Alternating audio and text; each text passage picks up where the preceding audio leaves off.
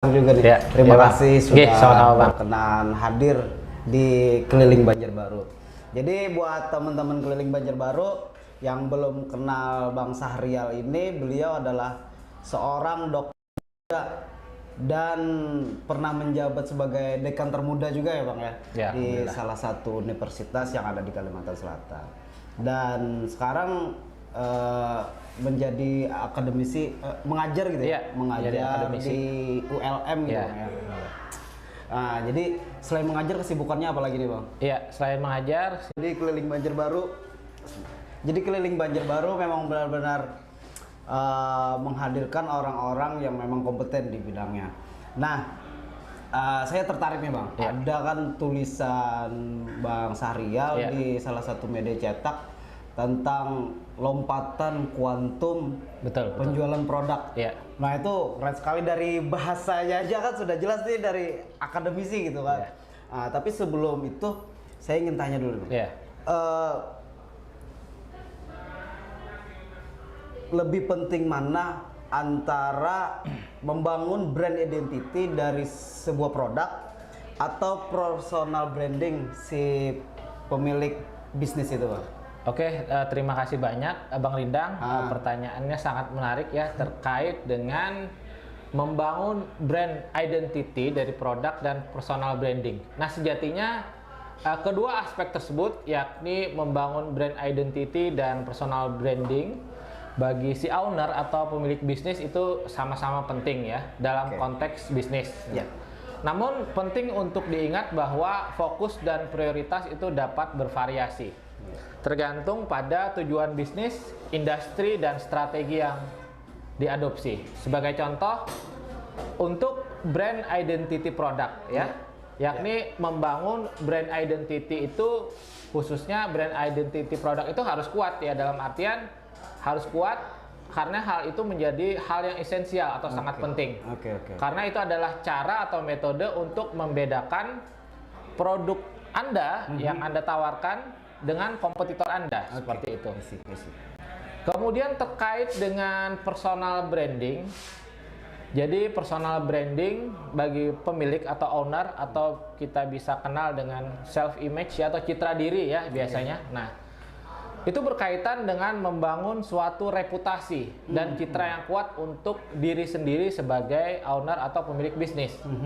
Yang dalam hal ini melibatkan bagaimana atau how si owner ini, pemilik bisnis ini merepresentasikan dirinya, membangun trust atau membangun suatu kepercayaan, kemudian memperkuat suatu relasi atau suatu hubungan dengan pelanggan ya, atau dengan customer, dan dengan pemangku kepentingan atau dengan stakeholders, seperti itu.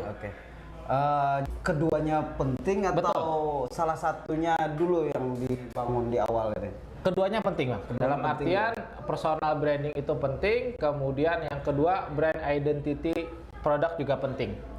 Namun yang perlu diperkuat dalam hal ini, yang pertama tentu dari brand identity dari produknya. Nah, ketika brand identity itu sudah kuat ya, maka siapapun ownernya pasti akan terkenal. Contoh, Macintosh, Apple, kita pasti mengingat Steve Jobs. Kemudian Microsoft. Nah, kita mengingat Bill Gates dan seterusnya. Itu kan sudah melekat seperti itu. Apabila produknya bagus, punya kualitas seperti itu, maka orang akan bertanya, siapa sih pemiliknya? Siapa sih ownernya, seperti itu. Nah, kalau sebaliknya nih Bang, ya, kalau ternyata si pemilik bisnis bermasalah, entah bermasalah hukum kah atau lain-lain, apakah akan berdampak ke produknya juga? Iya. Ke brand produknya juga maksudnya? Iya. Tentu hal tersebut akan memberikan multiplier effect atau efek berganda apabila si ownernya misalkan bermasalah dari segi hukum. Dalam artian ada suatu kafe katakanlah, atau ada suatu tempat yang misalkan belum membayar pajak seperti itu, atau belum bayar tax, kemudian di sisi lain misalkan di sekitarnya lingkungan tercemar misalkan. Nah, pasti itu kan akan memberikan dampak pada usaha tersebut gitu, usaha tersebut. Ya, tidak hanya kafe ya, kemudian firma atau perusahaan dan sebagainya juga pasti akan berdampak seperti itu. Nah, itu yang saya maksud. Ya. Apakah harusnya digandeng gitu kan dengan menaikkan diri, citra diri sama produk tadi, Iya. atau harus dipisahkan aja, diri ya diri gitu kan, atau usaha-usaha gitu Iya, kan. Nah, kebanyakan ini mereka membranding diri mereka sebagai pemilik usaha ini. Iya, iya. Nah, yang dikhawatirkan itu tadi akan berdampak ketika si owner memiliki masalah gitu Iya, kan. iya, iya. Nah itu. Betul. Jadi lebih penting yang mana nih? Apakah dipisahkan aja, lebih baik bangun brand produknya, atau bangun brand identitinya? Iya. Ya kalau bisa secara simultan ya, bersama-sama. Dalam artian kita membangun brand identity untuk produk kita. Setali tiga uang, kita juga membangun personal branding atau self image dari diri kita selaku owner ya. Oke. Nah, selaku owner dari usaha yang kita rintis. Oke. Seperti itu. Contoh Ruang Guru. Aha. Siapa yang tidak kenal Ruang Guru? Betul. Belva dan Iman adalah salah satu tokoh muda seperti itu. Betul. Yang mana mereka sangat terkenal karena telah memberikan suatu inovasi dalam dunia pendidikan. Betul. Seperti itu. Sehingga diangkat menjadi staf sus presiden kan, dan seterusnya seperti itu pada beberapa waktu yang lalu. Karena mereka membangun brand identity produk dengan bagus dan sebagainya, dan orang melirik dan mengedepankan quality atau kualitas seperti itu. Oke. Ya. Oh iya. Jadi terjawab ya. Jadi sama-sama penting. Betul, gitu ya. sama-sama penting. Karena ada sebagian teman-teman kita si pelaku bisnis, mereka memang nggak mau terlihat. Iya. Memang nggak mau terlihat. Jadi lebih baik bisnisnya aja yang dibesarin. Ownernya siapa sih? Sampai bertanya-tanya. Kan ada juga. Jadi bagusnya kalau bisa dua-duanya jalan. Betul. Kalau salah satunya lebih baik diutamakan brandnya, brand identity dulu. Oke. Karena memang ada biasanya para owners yang maunya behind the scenes ya, atau di balik layar saja, tidak mau terkenal ya. Nah, misalnya ada teman kita, Mas betul. Didik Proya tuh, Mas Didik misalnya. Ya, jadi Proya sebesar Kalimantan Selatan luar biasa, ternyata orangnya adalah di balik Proya adalah ini orangnya. Iya. Gitu. Di balik layar. Nah, terus di bisnis hari ini, Bang, berevolusi sangat cepat. Betul. Dalam hal industri kreatif. Pertanyaan mendasar nih, Bang. Influencer itu kategori bisnis kreatif juga nggak sih? Iya. Terkait dengan influencer atau selebgram gitu ya? Selebgram ya, atau orang yang mempengaruhi dalam dunia maya khususnya di internet ya. Jadi influencer itu dapat kita kategorikan sebagai part atau bagian dari industri kreatif ya dalam bisnis sekarang ini. Di era industri 4.0. Industri kreatif itu tentu melibatkan pembuatan dan pemasaran konten kreatif yang termasuk dalam aktivitas influencer. Jadi influencer ini adalah individu yang memiliki influence atau pengaruh ya, dan kehadiran online yang begitu signifikan.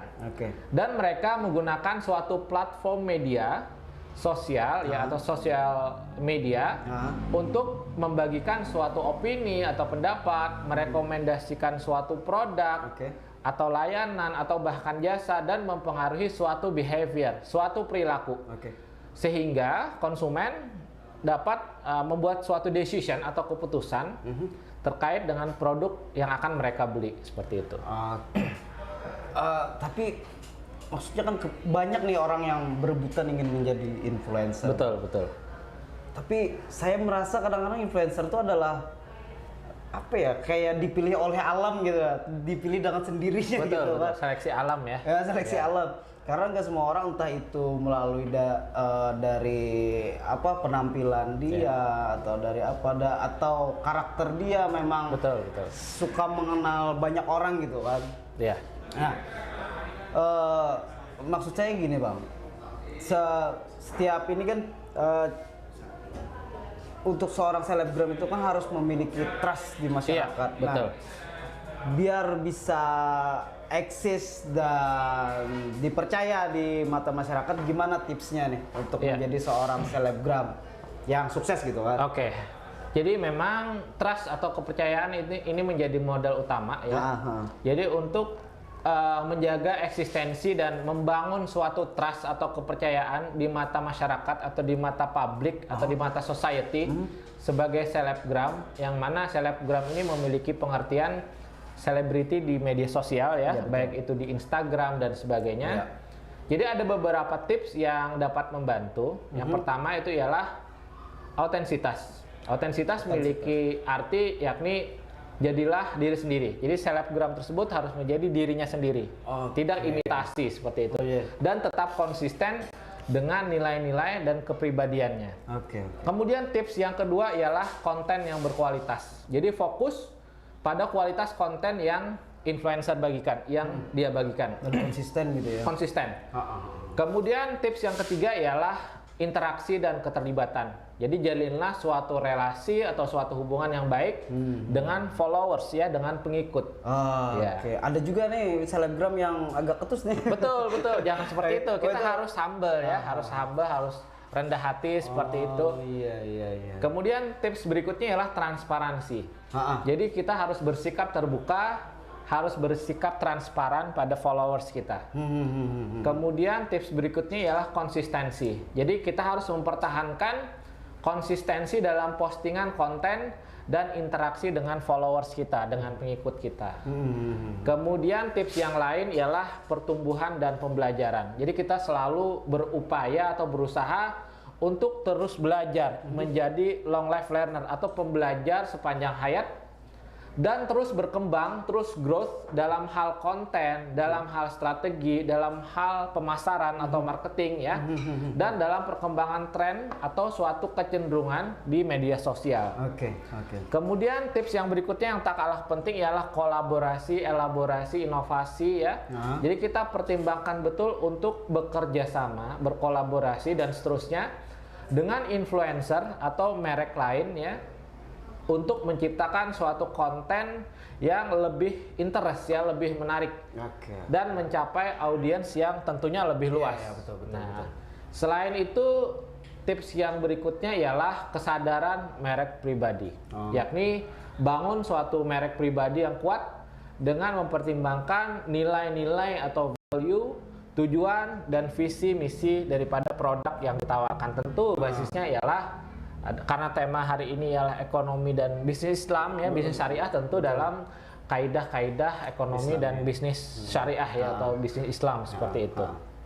Nah, maksud saya gini Bang, tadi masuk apa enggak ya dari semua yang tips tadi ya, Bang Syahrial jelaskan? Kadang ada beberapa selebgram dia tidak bisa mengkomunikasikan apa yang diinginkan daripada si pemilik produk. Kan kita menginginkan, mungkin kalau misalnya saya pedagang es krim nih, saya menjual mungkin dengan bahasa saya banyak orang yang nggak suka, misalnya gitu. Nah, kan kita membutuhkan orang lain untuk menawarkan produk kita gitu kan, promosi lah, melalui selebgram. Tapi terkadang mereka sendiri pun entah malas atau belum mengerti cara menyampaikannya ke masyarakat dengan bahasa-bahasa yang sederhana, yang mudah dicerna mungkin, dan menarik tadi kan. Menarik tadi. Nah, itu gimana tuh kalau gejala-gejala seperti itu untuk para selebgramnya, biar mereka bisa membuat konten yang menarik tadi, dalam artian menyederhanakan bahasanya. Itu gimana? Ada tipsnya nggak? Iya, terkait dengan tips bagaimana seorang influencer atau selebgram ya bisa menginfluence akar rumput atau grassroots ya, seperti itu. Karena memang kita berangkat kan selebgram dalam artian itu kan banyak tinggal di perkotaan dan seterusnya kan, memiliki followers di Instagram dan seterusnya yang banyak seperti itu, maka terseleksilah atau terjadi seleksi alam sehingga timbullah selebgram tersebut. Jadi penting untuk para influencer atau selebgram dan sebagainya untuk down to earth ya, turun ke bawah seperti itu. Mereka memahami betul fenomena yang ada di masyarakat. Seharusnya gitu ya? Seperti itu. Sehingga mereka menyampaikan dengan bahasa yang dipahami oleh masyarakat tentang produk itu seperti. Jadi mereka harus down to earth seperti, harus turun langsung ke lapangan. Gitu kan. jangan menggunakan pola sendiri gitu. Betul, ya. jangan menggunakan pola sendiri. Kecuali produk-produk tertentu gitu Nah, kan. betul sekali. Oke, jadi jadi selebgram itu sebenarnya nggak bisa idealis gitu ya. Nggak bisa idealis, betul. Karena kita membantu menjualkan produk orang lain, Betul. gitu, bukan produk kita sendiri. Berarti Kita- kalau idealis harusnya jangan dibayar, istilahnya diberi ini untuk menjualkan produk itu tadi ya. Betul, iya, memasarkan dan menjualkan produk kan seperti itu. Saya ada beberapa teman-teman yang pernah cerita sama saya. Jadi mereka menggunakan katanya selebgram, tapi penjualan mereka nggak naik gitu kan. Nah mungkin itu tadi masalahnya. Makanya saya ingin tahu betul seperti apa sih selebgram dalam mempromosikan produknya, nggak asal-asalan gitu. Inginnya seperti itu bang. Makanya mengundang Bang Sadik. Siapa tahu ada teman-teman pelaku bisnis atau teman-teman yang sudah menjadi selebgram atau ingin jadi selebgram, menyimak video kita ini ada pembelajaran gitu. Karena biar biar sama-sama menguntungkan gitu. Betul. Nah, terus kalau untuk orang-orang yang ingin jadi selebgram nih, gimana caranya nih bang? Ya, jadi untuk jadi selebgram, yang pertama ialah ada beberapa tips nih. Yang pertama tentukan niche-nya. Niche ini dalam artian ialah niche pasar atau caruk pasar seperti itu. Jadi pilihlah niche atau topik tertentu yang sesuai dengan minat atau passion, knowledge atau pengetahuan dan skill dari calon influencer. Kemudian yang kedua ialah tentukan strategi atau kita buat strategi. Rencanakan strategi konten si calon influencer itu dengan baik ya. Kemudian tentukan jenis konten yang ingin dibagikan, misalkan seperti foto, video, kemudian tutorial, review atau ulasan, atau cerita seputar hal-hal yang kiranya berkenaan dengan produk yang ingin dipasarkan. Kemudian yang ketiga ialah membangun dan mempertahankan atau membangun self image atau citra diri calon influencer tadi ya. Jadi kita harus mencari tahu nih diri kita ini apa yang membuat diri kita ini berbeda dengan influencer lain seperti itu. Ada pembedanya gitu. Betul. Temukan suatu cara atau suatu metode dengan gaya, kemudian dengan kepribadian atau dari sudut pandang yang unik ya atau yang unik.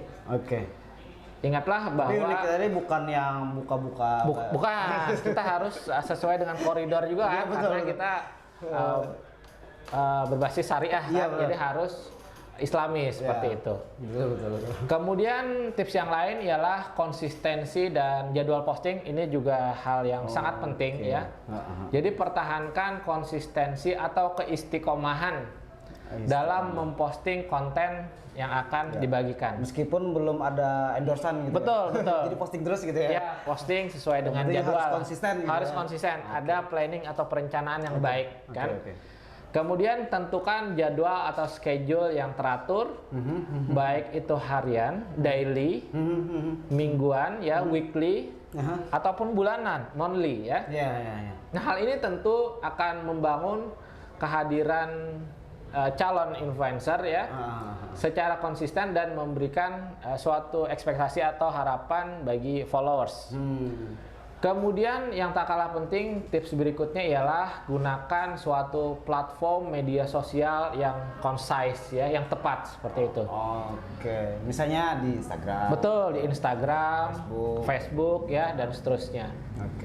Kemudian interaksi dengan pengikut. Nah, jadilah aktif ya, kita harus proaktif dan terlibat dengan pengikut. Jadi kita harus merespon segala apa yang kiranya dikomen oleh followers kita atau teman kita. Jadi kita harus merespon balik ya, kita feedback lah, memberikan feedback atau umpan balik. Sehingga kita memiliki self image yang humble, yang rendah hati, yang tawaduk seperti itu, tidak tinggi hati. Nah, tapi kebanyakan beberapa selebgram yang mengaku selebgram dan mereka menerima endorse gitu kan, tapi tidak bisa menjadi trendsetter. Nah, untuk bisa jadi trendsetter itu gimana sih biar bisa dilihat orang gitu kan? Misalnya mereka pakai apa orang ikutan gitu kan. mereka makan apa orang lain ikutan. Betul, betul. Nah itu nggak semua. Betul, betul. Walaupun misalnya dia bikin konten tentang olahraga misalnya, tentang lari, dia konsisten gitu kan membuat konten lari. Mungkin banyak pengikut-pengikutnya. Nah, tapi apakah boleh dia endorse produk makanan misalnya yang berbeda sekali dengan konten yang biasa dia bikin? Itu gimana tuh, Bang? Ya harusnya sang influencer itu tetap istiqomah seperti itu. Kalau biasanya sang influencer tersebut biasanya memposting atau mengendorse makanan sehat atau makanan vegetarian ya. Iya. Ya itu Jadi istiqomah, harus tetap gitu ya. betul. Misalnya keseharian dia tentang fashion, dia ya. berarti terima endorse-nya adalah jualan Fashion baju, ya, gitu. baju muslim atau kalau influencer perempuan baju muslimah seperti itu. Dan tak kalah penting ialah kolaborasi dengan influencer lain ya atau dengan kolaborasi juga. Iya, kolaborasi sebetulnya itu adalah kunci ya Jangan selebgram lain itu ya. Iya, untuk Meningkatkan followers gitu ya. Iya, meningkatkan followers, kemudian menunjang kesuksesan karena kita tidak bisa sukses sendiri. Kita harus sambil sukses, sharing gitu ya. sukses secara berjamaah Iya, seperti itu. betul. Ya. Nah, maksud Ulun mereka ketika mereka memilih untuk bisnis di bidang influencer, selebgram, artinya kan mereka punya tanggung jawab Betul. untuk membantu orang lain memasarkan produknya. Iya. Nah, yang terjadi di lapangan hanya sedikit mereka yang memiliki kesadaran itu, Bang. Yang penting mereka memasarkan udah selesai gitu. Iya. Bahkan kadang mereka nggak mau menunjukkan insight mereka, pengikutnya dari mana aja gitu kan. Nah, followersnya oke lah banyak, misalnya 100k, misalnya 200k, 200.000 ya. Nah, tapi kita boleh dong, harusnya mereka ketika memberikan harga juga memberikan insight-nya. Kan di situ ada pengikutnya dari Banjarmasin, Iya. Banjarbaru, atau Brunei Darussalam, Iya. atau Afrika Selatan misalnya gitu. Nah, kalau saya Iya. kan kalau memang followersnya nggak tertarget, sedangkan kita jualannya di daerah Kalsel gitu Iya. kan. Nah, itu gimana tuh tanggung jawab yang seperti itu tuh? Iya. Jadi kita harus memiliki awareness atau kesadarannya.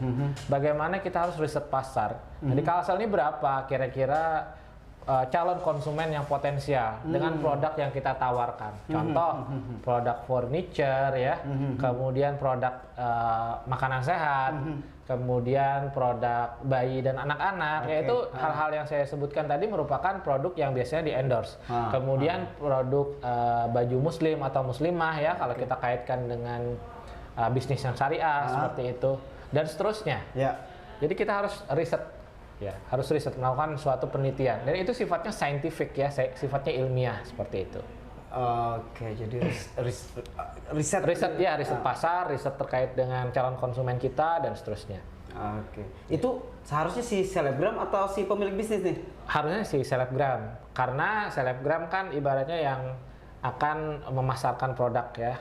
Tapi akan lebih baik juga si produsen juga riset pasar seperti itu. Nah, maksud saya tuh. Jadi ini dua sisi. Maksud saya, Betul. Ketika kita berbicara tentang selebgram atau pengguna jasa selebgram, kita harus sama-sama paham seperti itu. Jadi jangan asal-asalan memilih selebgram. Biasanya dia menjelaskan tentang membuat konten tentang nge-game gitu kan, fitness.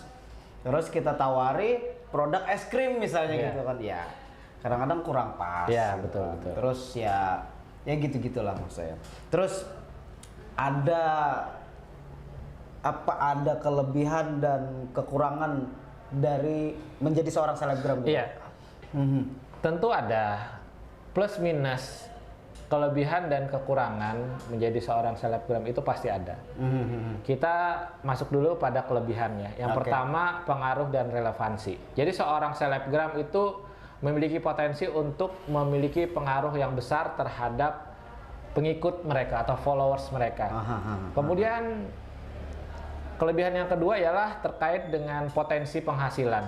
Jika memiliki jumlah followers atau jumlah pengikut yang besar dan followers tersebut terlibat, ya tentu seorang selebgram merek iklan yang berbayar, kerjasama dengan merek, atau bahkan penjualan produk mereka sendiri yang memiliki suatu kebebasan untuk mengungkapkan kreativitas mereka melalui konten yang mereka bagikan.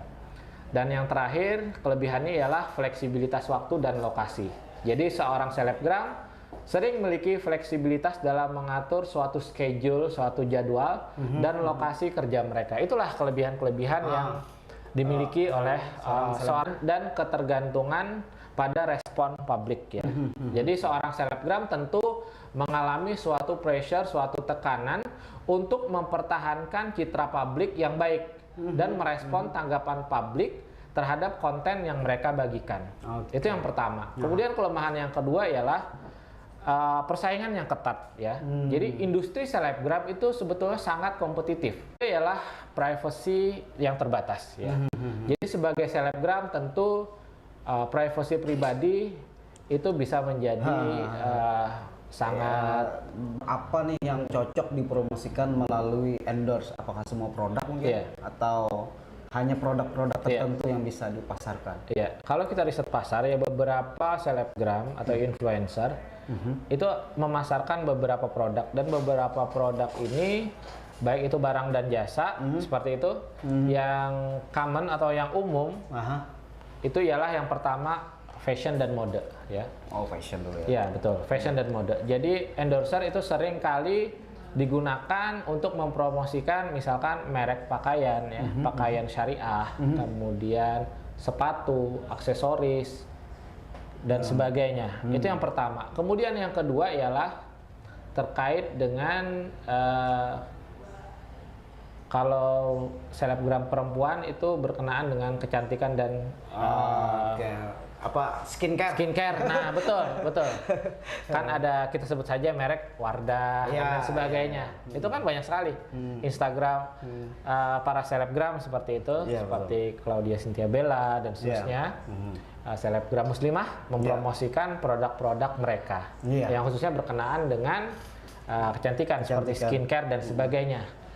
Kemudian produk yang lain ialah makanan dan minuman ya. Makanan dan minuman juga termasuk tentu makanan dan minuman yang halal ya, halalan toyiban ya, halal dan baik. Kemudian produk Dok. Iya. Ada juga nih produk minuman. Iya. Tapi jenis-jenis kayak kesehatan atau keperkasaan atau apa gitu-gitu, itu gimana tuh? Ya kalau kiranya produk Viagra gitu, itu produk minuman ya? Ya. Kalau produk-produk tersebut kiranya sudah tersertifikasi oleh Majelis Ulama Indonesia, insya Allah produk tersebut halal. Boleh ya? Ya, halal dan thayyib ya. Halal dan baik seperti itu. Tapi sering di lapangan ketika mereka para selebgram, ini ada juga nih dari selebgram cerita ke saya ketika mereka men-share produk, tapi mungkin nggak tahu ya ada sertifikasi halal dan lain-lain, nggak tahu. Betul. Tapi tiba-tiba akun mereka kena ban.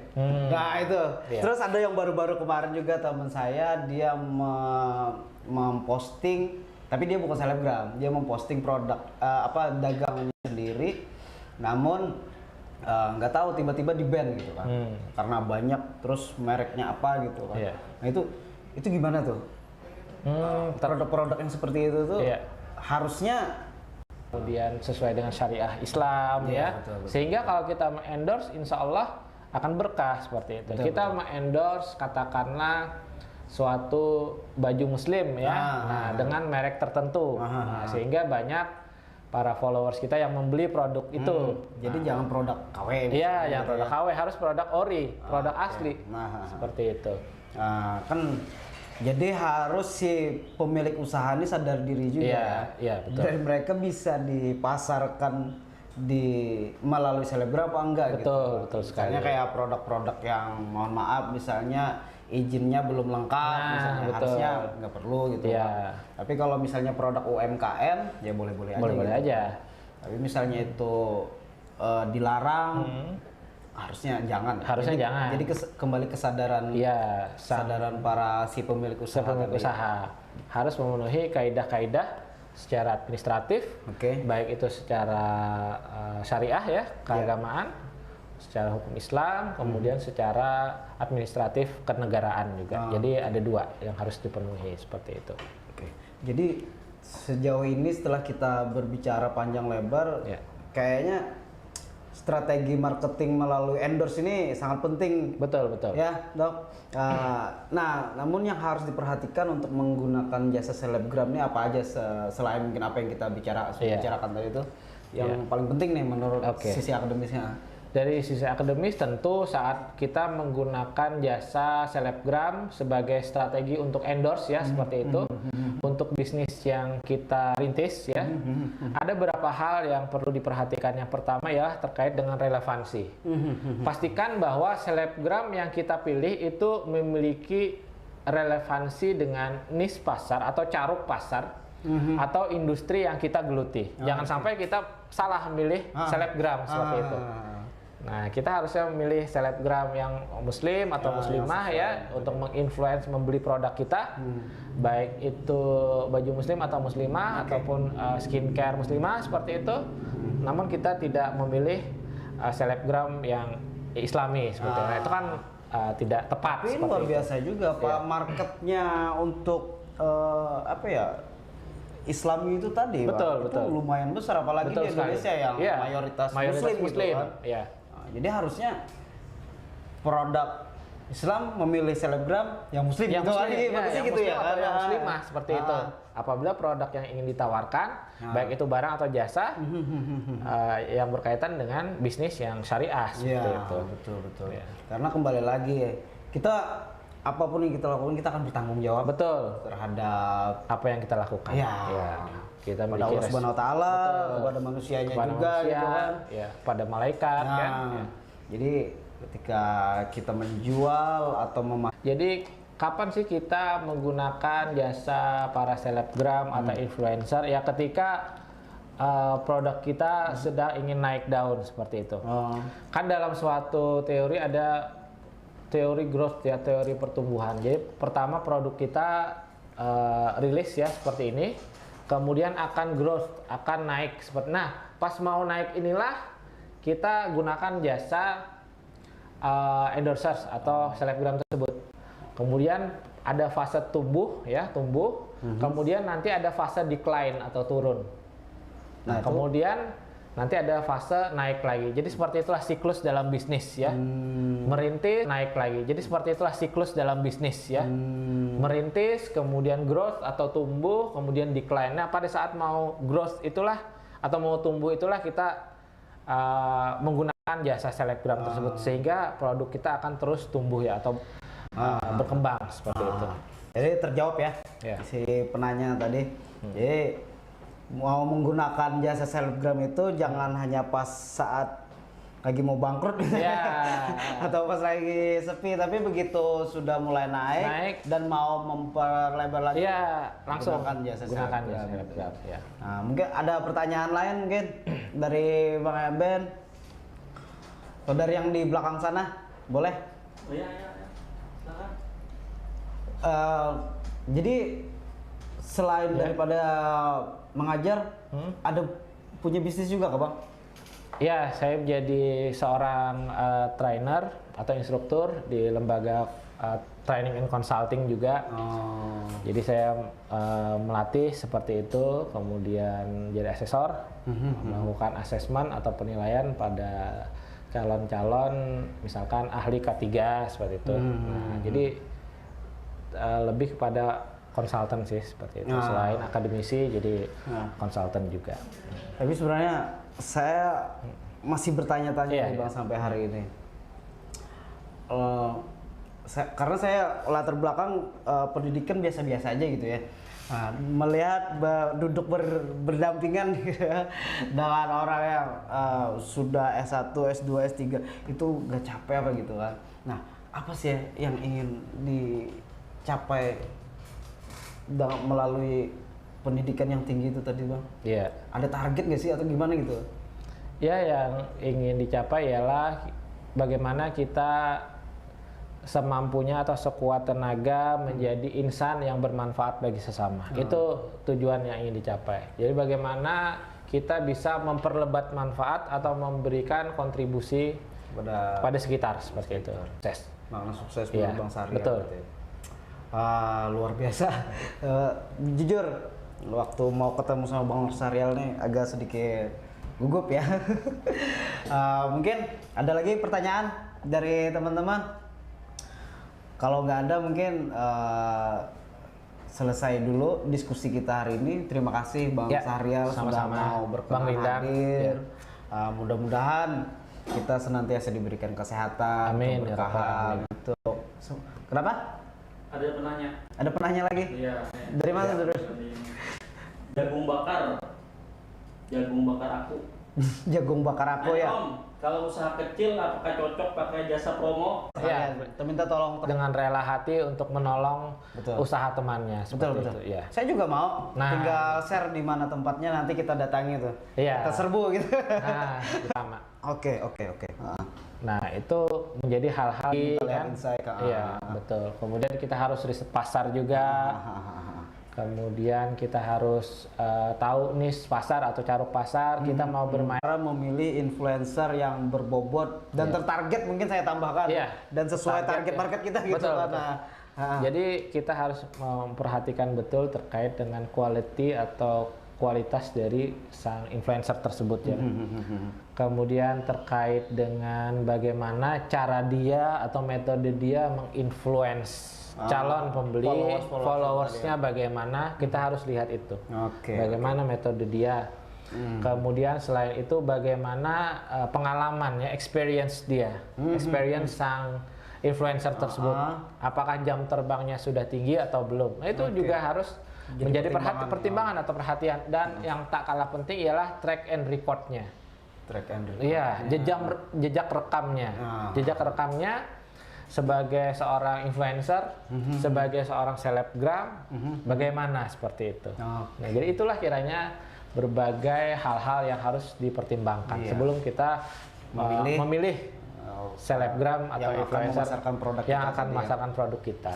Takutnya ketika kita memasarkan produk kita, namun ternyata si endorser bermasalah, Nah, betul sekali. akan ada imbas terhadap Iya. produk kita gitu ya. Pasti hal tersebut akan memberikan multi efek atau efek ganda pada produk yang dipasarkan atau ditawarkan Ya, seperti bisa itu. jadi menaik Naik atau sebaliknya. iya.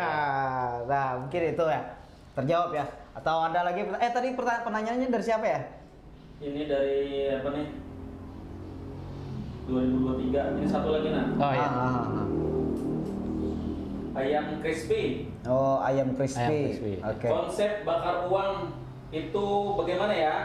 Konsep bakar uang.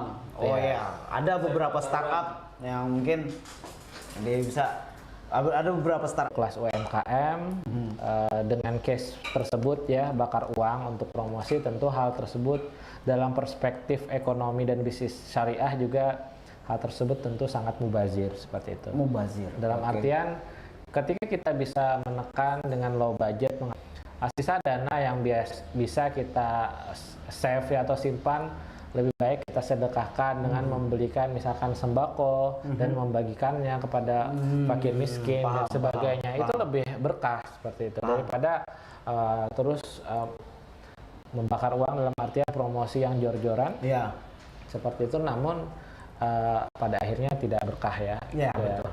Mungkin maksudnya gini ya, Iya. membakar uang itu yang nggak berkah itu ketika kita jor-joran Iya. mengeluarkan dana, namun tidak sesuai dengan apa yang Diraih. kita tawarkan. Gitu Betul, kan. Misalnya betul. kita menawarkan akan bisa masuk surga, misalnya gitu, akan bisa ini itu. Iya. Namun faktanya kan nggak gitu. Gitu. Iya, betul sekali. Produknya biasa aja. Iya. Misalnya kayak gitu-gitulah. Iya, iya, Jadi menawarkan surga lah, kebahagiaan lah. Padahal ternyata produknya nggak sesuai. Intinya realita tidak sesuai dengan ekspektasi. Faktanya nggak sesuai Faktanya, seperti itu. Iya. Jadi ekspektasi yang ditawarkan tinggi, harapannya tinggi, namun realitanya berbeda seperti Iya, itu iya. ya. Nah, kebanyakan burning money itu seperti Iya, itu betul, tujuannya, betul. Bang. Jadi nggak benar juga kita membakar uang itu nggak benar. Memang Iya. saya nggak sepakat sih. Iya, tidak sepakat. Kalau memang mau ada budget untuk promosi ya silakan. Silakan. Yang sesuai sekiranya dengan kemampuan kita dan stok kita juga. Stok kita ya, stok barang ataupun jasa yang ada seperti itu. Ya, kebanyakan kan akhir-akhir ini kita memang sering melihat startup yang raksasa yang ada warna ya, kuning, jingga, merah, hijau gitu kan. Nah, biru juga, endorse artis gila-gilaan, terus ada juga yang yang gambar penguin, yang SS buat anak-anak itu luar biasa itu. Namun ya nggak tahu ya seperti apa pengalaman teman-teman yang sudah merasakan, apakah sesuai iklannya gitu kan waktu mereka membakar uang atau malah sebaliknya. Nah, itu Allah alam. Kembali lagi. Ada lagi pertanyaan? Ada lagi. Dari Wawan Kurniawan. Kanda izin bertanya, bagaimana cara membranding diri kita? Tips dan triknya. Waduh, branding diri ini biasanya Pak B nih, Pak Subiakto ya. Tapi kita serahkan pada Bang Sahrial dulu. Nah, terima kasih pertanyaannya dari Wawan Kurniawan ya tadi. Untuk membangun branding diri atau istilahnya citra diri atau self image ya. Betul. Hal yang harus kita kuatkan ialah pertama ialah kita harus memiliki adab yang baik tentunya. Kemudian kepribadian yang baik.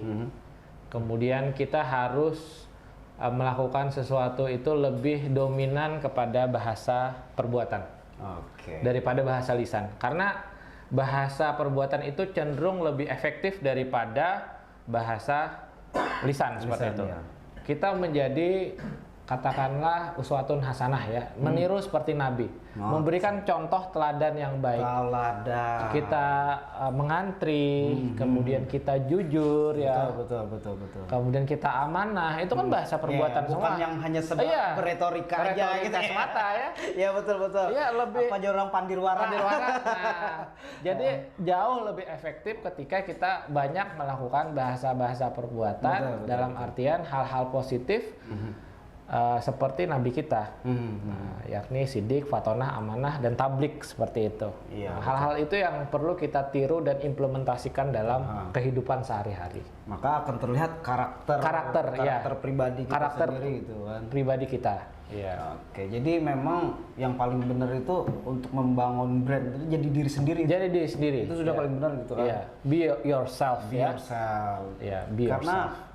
Nggak akan bisa bertahan lama ketika kita menggunakan topeng orang lain. Betul. Paling wayah-wayah anak pemilihan aja, pas sudah pemilihan selesai. Nah kurang lebih gitulah. Begaya lah. Ada lagi mungkin pertanyaan? Ada satu nih terakhir lah. Dari siapa tuh? Dari petani muda. Saya sering promo, tapi tidak ada efek. Itu salah saya di mana ya Mas? Nah, ini nasib kita sama Mas. Ini anak lu takunakan juga beliau.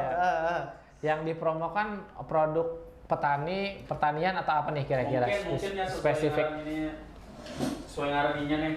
Mungkin produk pertanian. Pertanian ya. Kalau pian endorse-nya ke Nikita Mirzani mungkin kada cocok. Nah, betul. Beda ladang pertaniannya. Jadi kalau misalkan di bidang pertanian ya, nah kita harus cari juga influencer yang memang bergelut di bidang tersebut. Di bidang agraria atau di bidang pertanian sehingga influencer atau selebgram tersebut tahu betul terkait dengan mengapa masalah tersebut terjadi ya. Bagaimana meningkatkan promosi di sektor pertanian ya, atau di sektor tersebut ya. Di negara-negara maju seperti Jepang, Singapura dan sebagainya yang mana pertanian mereka itu sangat maju ya, dengan alat-alat yang berteknologi tinggi, kemudian hasil mereka pertanian mereka juga sangat baik ya, termasuk di Thailand ya. Thailand juga. Thailand luar biasa. Iya, luar biasa pertanian ya. Maju. Dan tentu hal tersebut juga harus dapat support atau dukungan dari government, dari pemerintah ya. Dari tingkat atas sampai dengan bawah seperti itu. Jadi semua harus mensupport sektor tersebut ya. Merupakan salah satu sektor yang strategis ya apabila kita geluti. Bahkan pada zaman Presiden Soeharto ya betul. Presiden kita yang kedua, kita bisa swasembada beras seperti itu. Betul. Bagaimana luar biasanya kemampuan dari pertanian saat itu ya. Nah, jadi menuju Indonesia Emas 2045. Jadi endorse itu nggak hanya kepada selebgram, bisa juga Iya, betul. kepada pemerintah, Kepada gitu kan. pemerintah, Terus kepada apa namanya, Menteri Pertanian ya, mungkin. Menteri Pertanian, ya betul. Atau pegiat-pegiat pertanian gitu kan, petani, kayak Gapoktan. pertanian. Jadi nggak harus melalui online Betul. gitu kan. Kalaupun harus online juga, ya tadi kita harus memperhatikan orang ini memang di mana arahnya kemana gitu kan. Iya, iya. Kalau memang konten-kontennya adalah tentang tanaman misalnya, atau konten pohon-pohon, atau ya buah-buah, sayur-sayur mungkin Iya, cocok gitu kan mempromosikan. Nah, tapi ketika kita memilih selebgram yang saya bilang di depan tadi, ya nggak akan cocok gitu. Iya. Nah, jadi nggak harus selebgram melalui media online, bisa juga selebgram dia adalah seorang seleb tapi di bidang pertanian yang nggak online gitu kan. Iya. Misalnya dia sukses di bidang pertanian jagung misalnya, walaupun dia nggak punya akun Instagram, kita bisa minta bantu endorsekan Iya, dia gitu betul. kan, untuk menyampaikan kepada menyampaikan. Gapoktan gitu kan. Terus kita promosikan kan di media sosial. Contohnya seperti di Banjarbaru ini kan, yang suatu daerah yang sangat serius di bidang pertanian ialah daerah Landasan Ulin ya. Betul, Bagaimana teman-teman di sana, para petani seperti itu, mereka sangat menggalakkan pertanian, baik di sektor sayuran, kemudian buah-buahan ya dan sebagainya. Makanya kan di sana itu ialah sentra sayur dan buah ya, daerah Landasan Ulin seperti itu kalau di Banjarbaru. Dan ada juga wakil kita di Dewan yang di bidang pertanian, minta endorse kepada mereka juga boleh kan? Iya, silakan, betul. Betul itu. Ada lagi pertanyaan mungkin? Habis ya. Diberikan keberkahan untuk kita Amin, ya semua Rabbal dan Alamin. dirahmati Allah Subhanahu wa taala. Amin, ya Rabbal Dan terima kasih juga teman-teman yang sudah nonton. Mungkin saya akhiri. Assalamualaikum warahmatullahi wabarakatuh. Waalaikumsalam warahmatullahi